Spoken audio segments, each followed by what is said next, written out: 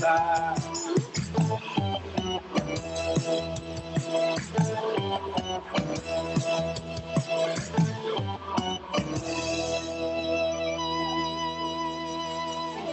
Vamos lá.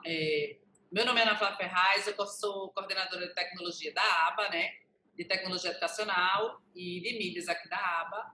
Esse é o nosso Future Ed, né? Um projeto feito com a Embaixada e com os centros binacionais de todo o Brasil, com o apoio da Embaixada Americana. Hoje, a gente trouxe duas pessoas bem massa, que a gente chama, né? Betita Valentim e Edgar Andrade, para conversar aqui conosco. Mas antes deles, eu quero apresentar a Raquel, que é minha parceira aqui da ABA também, para ela falar um pouquinho dela e do projeto. Oi, meu nome é Raquel, sou coordenadora acadêmica aqui da ABA. E assim, a gente está muito feliz de ter esse momento, né, de realizar esses encontros através do Futured. O Futured é um projeto que, ele, na verdade, é um projeto nacional, onde vários centros binacionais, né, que são lugares assim como a ABA, que tem como objetivo, né, fazer essa integração, né, entre Estados Unidos, Brasil. Então, assim, cada centro binacional desse, ele vem fazendo um episódio, né? Como esse que a gente está fazendo aqui agora, né? Tudo com o apoio da Embaixada Americana, né? Eu tinha acabado de voltar da Califórnia de um programa pela Embaixada, onde eu fui conhecer o que danado era movimento maker, né? E aí a gente voltou assim, eu voltei muito maluca com tudo aquilo. E como é que a gente vai fazer, enfim, com essa missão. Aí a Ana Flávia também, que a gente gosta muito de sonhar junto, né? Nós somos pessoas, assim, diferentes, mas, assim, que a gente se complementa muito. E aí a gente, não, vamos atrás. E aí foi quando a gente conheceu essas duas figuras maravilhosas, Betita e Edgar, que tem, assim, um processo criativo, assim, fantástico, né? Que a gente admira muito. Né? E é isso, né? A gente não vai ficar com essa missão de apresentá-los, porque a gente vai passar essa missão para eles mesmos, né? Isso. Edgar, é com você. Então, acabei de chegar de 2054. Na verdade, tenho ido com frequência até lá, até o futuro, para ver como é que estão as coisas por lá. Né? Sou muito curioso, sempre fui muito curioso, desde de criança. E então sempre fui muito curioso. E aí, quando eu descobri que era possível viajar no tempo e ir até o futuro, eu comecei a fazer essas viagens. E eu aprendi que isso era possível com o Peu, um pirra de 8 anos. E Peu, ele teve um problema. A galera esqueceu o portão da casa dele aberto e Cacau, a cachorrinha dele, fugiu e terminou sendo atropelada. Ele ficou muito triste e resolveu criar uma máquina do tempo para voltar ao passado e avisar para a família para não deixar o portão aberto e para avisar da Covid também, que estava para chegar e tal. Ó, vai chegar uma Covid aí, se liga na Covid e não deixa o portão aberto. Esse era o recado que ele queria trazer. E aí ele estava triste quando ele começou a construir essa máquina do tempo. E, de repente, uma hora depois, mais ou menos, ele volta feliz e diz: gente, eu fui no futuro e é massa lá. E aí, quando eu ouvi essa história, Mariana estava comigo, ela ficou doida, ela disse: pô, isso pode virar uma palestra. E aí, na hora, a gente começou a construir essa história e Bruno Lins começou a pensar na música e tal. Tem o link, inclusive, aí de um clipe que a gente fez dessa música. Então, essa viagem ao futuro ela é muito presente hoje na minha vida, no meio disso tudo que a gente está vivendo. E agora é muito importante a gente entender que viajar é fundamental, conhecer e prospectar futuros é muito importante, mas para eles se materializarem, depende do que a gente faz hoje, no presente. Então eu sou Edgar Andrade, sou Cris Lacerda, sócio da gente, diz que eu tenho que dizer que sou CEO do Fab Lab Recife, mas na verdade eu me considero um juntador de gente. Eu sou uma pessoa, acho que a única habilidade que eu tenho, que eu não tenho vergonha de contar, é que eu sou uma pessoa que identifico problemas, oportunidades bacanas e eu junto pessoas incríveis para resolver esses problemas ou aproveitar essas oportunidades. Né? Então, meu papel é esse. E aí foi assim que nasceu o Fab Lab Recife, que começou comigo, Betita e Michel, e hoje tem um monte de gente. Foi assim que começou com o Canal Maker. E quando eu cheguei em 2054, numa dessas últimas vezes que eu fui até lá, é, e visitei uma escola, o primeiro sentimento que eu tive foi de desorientação, assim, porque não parecia uma escola. O que me chamou a atenção foi isso. Os laboratórios e o refeitório eram parecidos com o que a gente tem hoje. O resto era totalmente diferente. Não tinha muros nas escolas. Elas pareciam é, praças com os artefatos no meio, assim. E as pessoas, os artefatos eram esses laboratórios, assim. Então, as pessoas se conectavam com árvores, com brinquedos, enfim, com intervenções urbanas, experiências urbanas, e as conversas, as conexões, os encontros aconteciam nesses espaços, em qualquer espaço. E também não tinham turmas separadas, assim, você não via filas de crianças, você não via aqueles grupos homogêneos, era todo mundo misturado. Você via crianças de 7 anos trocando ideia com crianças, com adolescentes de 13, 14, assim, todo mundo meio que aparentemente era uma bagunça, assim, a primeira impressão que dava era de uma bagunça. E era engraçado que você notava que tinham professores e professoras no meio ali da galera, porque eram adultos. Se não fossem adultos, talvez você nem percebesse que tinham professores ali, de tanta sinergia que tinha naquelas interações ali. E aí eu fui conversar com uma professora para saber, tentar conhecer mais do que estava rolando.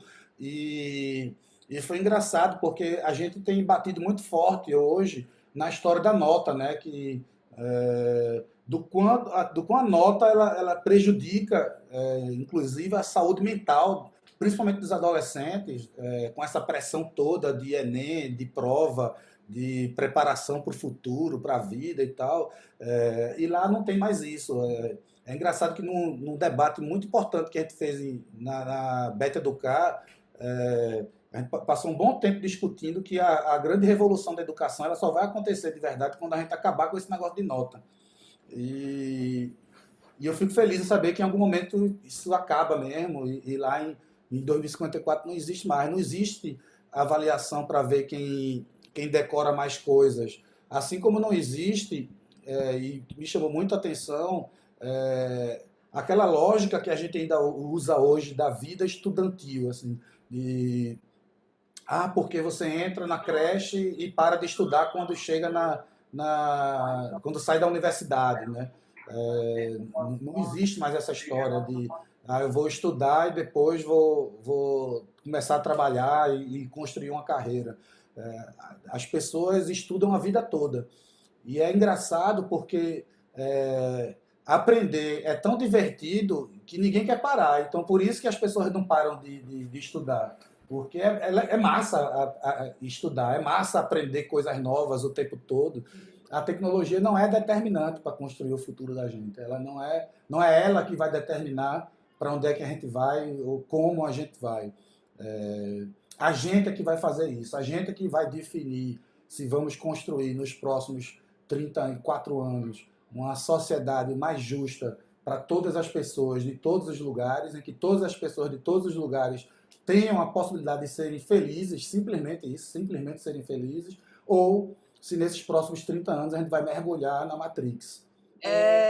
O que é bom de ouvir essa experiência de Edgar lá no futuro é que dá muita esperança para a gente, né? Mas aí, para a gente chegar até lá, a gente precisa começar a construir agora, né? E aí, para falar do agora, a gente vai para Betita. E eu sou Betita Valentim, sou sócia da Edgar, no Fab Lab Recife. Sou coordenadora de Educação Maker e conheci as meninas nessas experimentações de vida, pensando no futuro agora, né? Então, a gente começou a construir esse futuro. Eu acho que eu e Edgar construindo no Fab Lab, pensando no Fab Lab, que eu acho que o Fab Lab ele é exatamente como é que a gente constrói essas experiências agora para a gente transformar esse futuro. E quando a gente diz, eita, vamos mudar o mundo, a gente, né, quando a gente faz aqui agora, a gente vai mudar o mundo. Então, estamos há um tempo nessas descobertas, nessas curiosidades para transformar esse futuro. E pensando, Edgar falando ali das escolas, o que é que a gente fazendo agora, a gente precisa proporcionar e conectar essas escolas com as crianças. Porque é isso que a gente vai chegar nesse futuro que a Edgar está falando, se a gente começar agora conectar essas experiências, né, nas escolas com as experiências que encantam as crianças, que despertam a curiosidade nelas, né? Então, na medida que a gente se volta a ser, né, enquanto adulto, descobrindo essa curiosidade para dizer assim, então eu vou chegar lá, eu vou fazer esse futuro, né? Eu vou construir essas experiências agora para poder conseguir ter esse futuro que Edgar falou, que na verdade se você for ver, tem muitas coisas que se conectam com o passado, né? Nessas experiências de espaço, de aprendizagem colaborativo, junto, e que eu acho que é o que a gente tenta fazer com o movimento maker. Quando a gente começa a levar esse movimento maker, esse fazer para as escolas, a gente está exatamente criando esse cenário, essa possibilidade dessa experimentação, que é onde você vai despertando a curiosidade, o que é que essa juventude quer fazer, o que é que a gente quer fazer enquanto educadoras e educadores, né? Para tornar essa experiência do espaço de sala de aula não só como um processo de educação, mas um processo de aprendizado, a partir do mão na massa, que é onde você faz convites. Eu acho que no futuro são convites para a gente ver o que é que desperta o nosso interesse, o que é que instiga a gente, o que é que faz os nossos olhos brilharem, sabe? Para a partir disso a gente dizer, então vamos fazer um convite para a gente criar soluções, criar projetos significativos que façam diferenças na minha vida e na vida das pessoas ao meu redor e na vida da minha cidade, né, transformando esse futuro.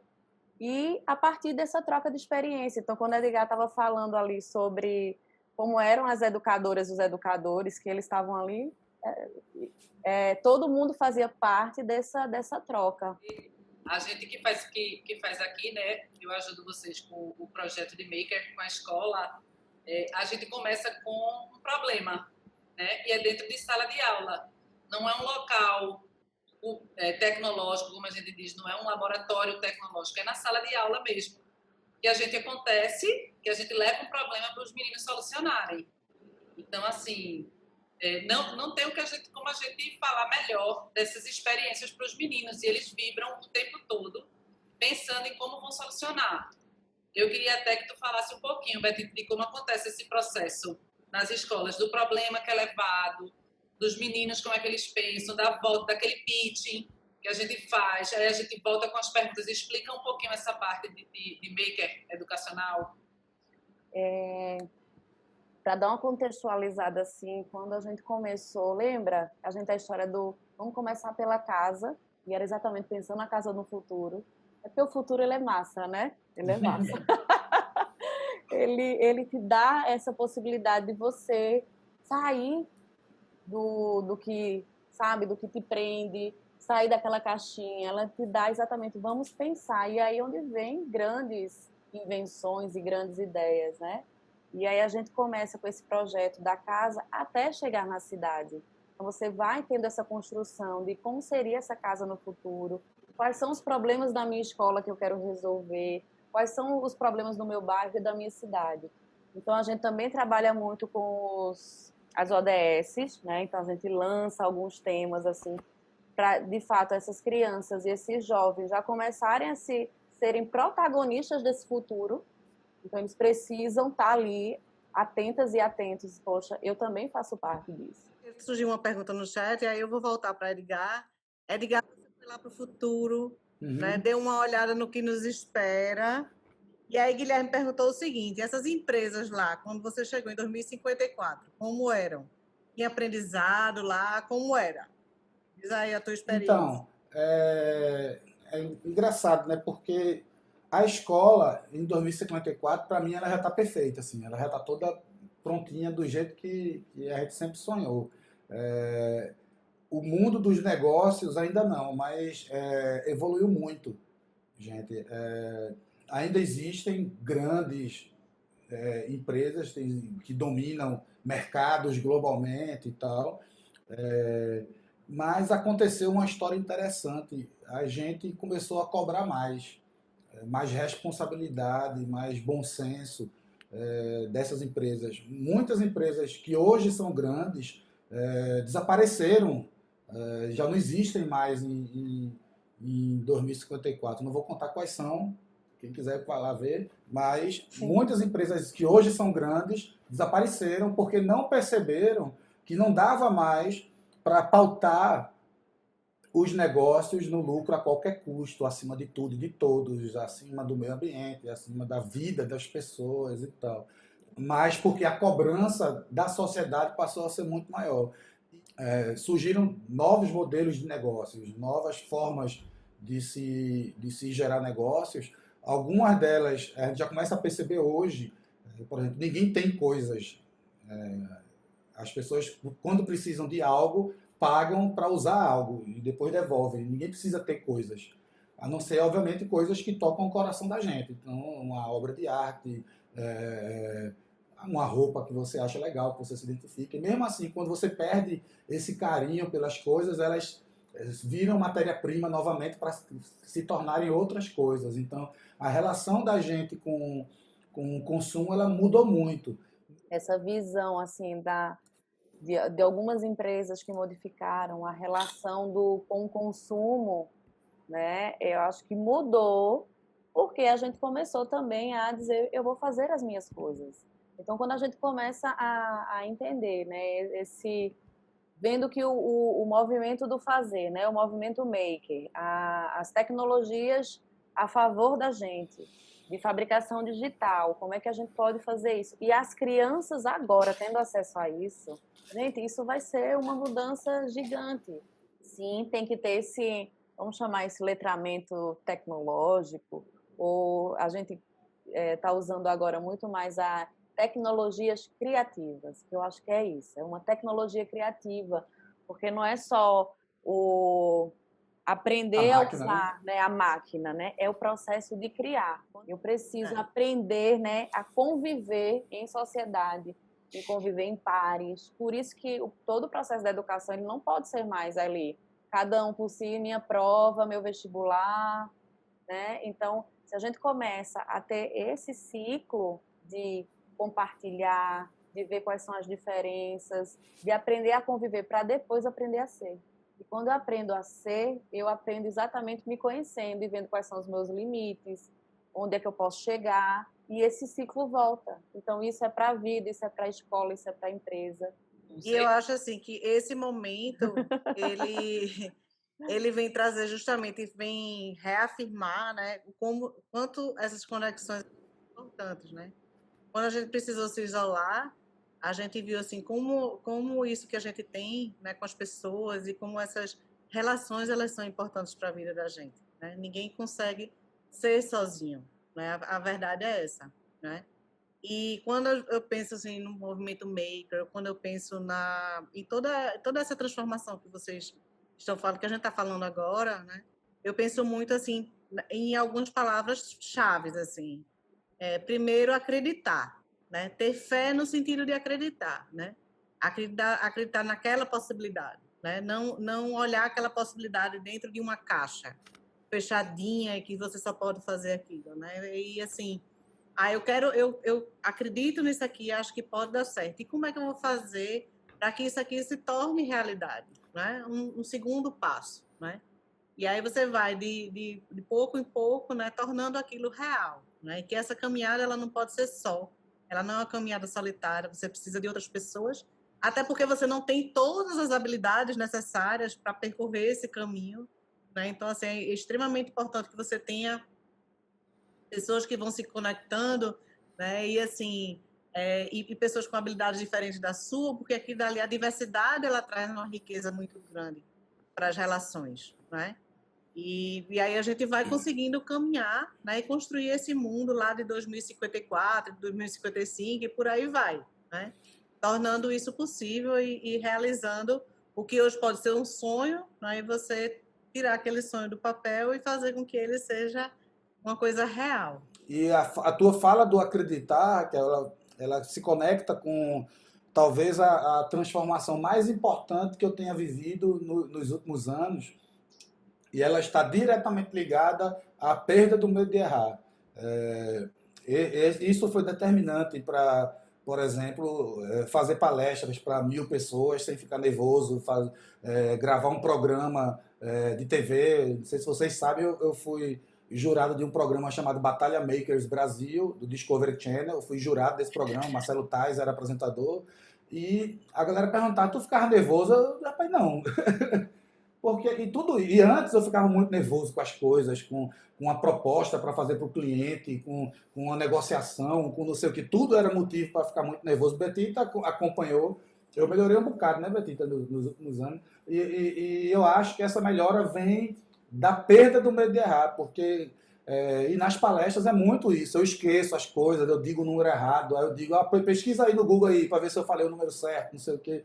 Porque na real, e aí esse é um recado muito importante para professoras e professores, ninguém sabe de tudo, ninguém nunca soube de tudo. Tem pessoas que conseguem acumular e decorar uma quantidade imensa de coisas e mesmo assim não sabem de tudo. Então, acho que essa nova sociedade que a gente constrói, ela é baseada no diálogo, ela vai ser, né? Porque por enquanto, esse futuro de 2054, ele é baseado no diálogo. Então, ninguém precisa saber das coisas, porque todas as informações do mundo estão disponíveis na hora que a gente quiser, mas a gente precisa aprender a fazer conexões e professores e professoras são fundamentais para isso. Então, para o professor e para uma professora ensinar as crianças, ensinar jovens a perderem o medo de errar, elas precisam perder o medo de errar. Tem até uma pergunta aqui, né, que é até para a Betita, né? Como é que a gente poderia ter mais escolas funcionando assim? O que é que precisaria mudar nelas? Por onde a gente poderia começar? Então, eu acho que já pega teu gancho também, Edgar. O que é que a gente precisa modificar, né? Eu acho que a Edgar já começou com o medo de errar, né? Perder isso. Porque a própria escola, ela precisa, vamos dizer assim, escola enquanto instituição, né? Porque não é só a professora, o professor, os estudantes. Começa também, mas se não existir, de fato, na verdade, pode existir mesmo. Porque se a gente for ver nessa escola 54 de 2054, eu vejo muito a escola da Ponte lá em Portugal. E foram 3 professores que se juntaram e disseram, vamos derrubar esses muros, vamos criar essa experiência. Lógico, teve que... Kion Rocha, Paulo Freire, essa galera é muito 2054. Exatamente, totalmente. Veja só. Então, por isso que eu disse, é uma coisa muito da gente voltar e se inspirar também na própria... nas tribos, né? Na educação lá, se a gente for pensar nas aldeias africanas, indígenas, nessas experiências, então é tudo isso que leva. E você tem que partir do medo de errar, porque a escola virou aquele lugar daquele saber. Então, quando a gente pensa como é que essas escolas vão ser, né? Como é que a gente pode proporcionar mais ambientes como esse, primeiro, tirando esse medo de errar, enquanto instituição, mas também tem toda uma questão de entendimento das famílias também. O que é que eu quero para o futuro? O que é que eu quero para os meus filhos? Então, acho que é uma coisa muito, sabe, que tem que ser muito construída e experimentada. Então, primeiro a gente tem que estar livre, né, sabe, livre para que tudo seja desconstruído. O que é que eu espero agora e o que é que eu espero do futuro. Ou seja, tem muita escola que já gostaria de estar mergulhando nessas coisas que a gente está falando, mas, óbvio, é um negócio que depende de quem paga a conta, que são os clientes. E os clientes são quem tem a maior resistência a essa mudança. Então, a gente precisa criar estratégias que nos permitam conversar mais com os pais e com as mães, com as cuidadoras e cuidadores dessas crianças, porque essas são os maiores inimigos, essas pessoas são os maiores inimigos da transformação da educação e talvez não tenham culpa disso, pelaquela mesma história, eles foram moldadas a ter esse pensamento. Vocês que estão estudando educação o tempo todo perceberam, obviamente, que a mudança já está acontecendo. Quem estuda educação percebe que a mudança está acontecendo. Agora, quem está na sua roda viva da luta, de tentar fazer grana para pagar as contas, não sei o que lá, e chega em casa, quer que o filho tenha aprendido a tabuada, quer que o filho tenha aprendido o que ele aprendeu quando ele estava na escola. Essa é a visão. Ele não pode querer que nossos filhos queiram aprender a mesma coisa que eu aprendi 35 anos atrás, 30 anos atrás, pelo amor de Deus, gente. Esse é o maior desafio de todos. Porque a gente também tem medo de errar, né? A gente tem medo de errar, que, eita, se não estiver aprendendo isso, como é que vai ser? Não, essas incertezas, né? Então, na medida que a gente começa a entender que esse mundo, ele não tem ainda, se fizer isso, vai acontecer isso, né? Se a gente começa a compreender que, olha as experiências que essas crianças estão tendo a partir de projetos, e aí os pais vão vendo e as mães vão entendendo como é que funciona, que a partir desse brincar, que as crianças vão desenvolvendo como é importante esse brincar, porque a gente nunca teve, quando Edgar dizer esse diálogo precisa existir, sim, que a gente nunca teve um entendimento da importância da primeira infância para o desenvolvimento emocional, cognitivo, né, motor, tudo. A gente não teve, a gente está tendo isso agora. Então, as mães e pais estão começando a compreender. Então, de fato, eu acho que vamos ter diferenças, né? E vamos começar, vai se levar tempo, mas eu acho que é um início dessas conversas, a gente também perder o medo e dizer, eita, vamos. Até, às vezes, a escolha da escola que você vai ter. Às vezes, fazendo parte, agora a gente está tendo que fazer parte da escola, né? Então a gente está vendo o que funciona, o que não funciona. Cortella tem um livro, né, que o título do livro é A Sorte Segue a Coragem. Né? Sem E dúvida, assim, sem dúvida.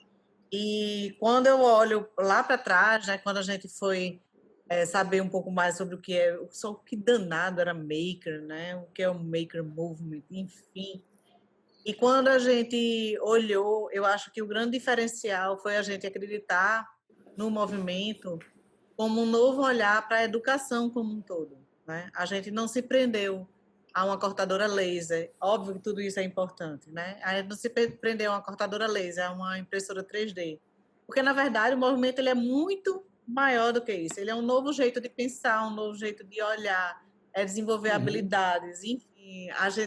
Quando a gente olha para o movimento maker, a gente olha assim, a gente vai transformar pessoas, né? Revolucionar a educação. A gente acredita numa revolução.